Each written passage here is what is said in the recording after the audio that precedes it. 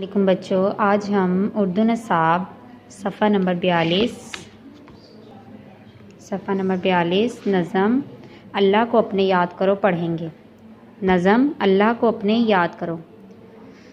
अल्लाह को अपने याद करो, अल्लाह को अपने याद करो। कुरान पढ़ो, कुरान पढ़ो, कुरान पढ़ो, कुरान पढ़ो।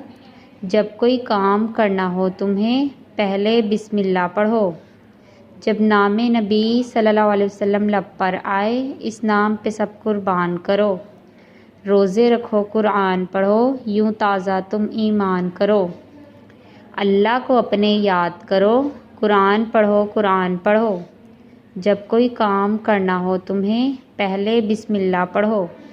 जब नाम नबी सल्लल्लाहु अलैहि वसल्लम लब पर आए इस नाम पे सब कुर्बान करो। रोज़े रखो, कुरान पढ़ो, यूँ ताज़ा तुम ईमान करो। चलें बच्चों, इसे पढ़ें और अच्छी तरह याद करें। अल्लाह हाफिज़।